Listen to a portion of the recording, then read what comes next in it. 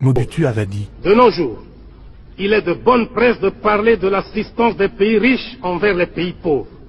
Quand un pays riche donne ne fût-ce qu'un kilo de médicaments à un pays pauvre, on mobilise la presse, la radio et la télévision.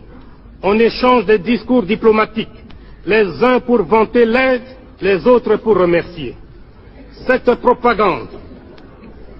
propagande a même suscité chez certains théoriciens des pays riches une opposition à l'assistance aux pays pauvres. Car, disent-ils, ce sont les pauvres des pays riches qui enrichissent les riches des pays pauvres. Il n'y a rien de plus faux. Car, si on examine bien, on constate que paradoxalement, l'assistance profite avant tout aux pays donateurs. En effet, quelles sont les formes d'assistance? On peut en distinguer notamment trois. Les bourses d'études pour les étudiants, l'assistance en personnel, l'assistance financière.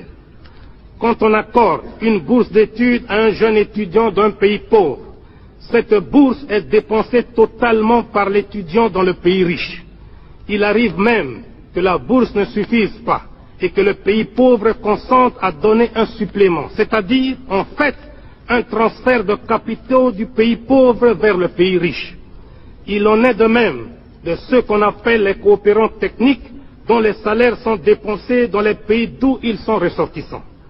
Au Zaïre, par exemple, nous les logeons, nous les véhiculons, nous leur payons pour leurs vacances annuelles le ticket aller et retour. Quant à leur salaire, la moitié est transférée mensuellement à leur compte dans les pays d'origine. D'ailleurs, une partie non négligeable de nos paiements extérieurs est constituée de transferts des salaires des travailleurs expatriés. Toujours dans le cas du Zaïre, chaque année, nous devons consentir une somme de 40 millions de dollars pour transfert salarial des coopérants techniques. On parle aussi très souvent d'assistance financière. Mais, si on y regarde de très près, on constate que les crédits des pays donateurs sont d'une part grevés de conditions de fourniture d'équipements et d'autre part assortis de taux d'intérêt exorbitants et de délais de remboursement très courts. De plus, il reste dans les coffres des banques des pays riches et le pays bénéficiaire n'en reçoit pas un seul centime à dépenser localement. Il se passe donc comme si l'on finançait un pays pauvre sans que celui-ci ne bénéficie de ce financement.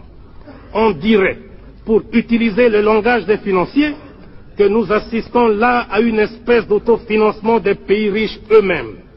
Bien plus, mon pays transfère annuellement vers l'ancienne métropole, pour paiement de services et de dividendes des sociétés privées installées chez nous, une somme allant de 300 à 350 millions de dollars. C'est pourquoi je me demande finalement qui assiste qui. Je suis convaincu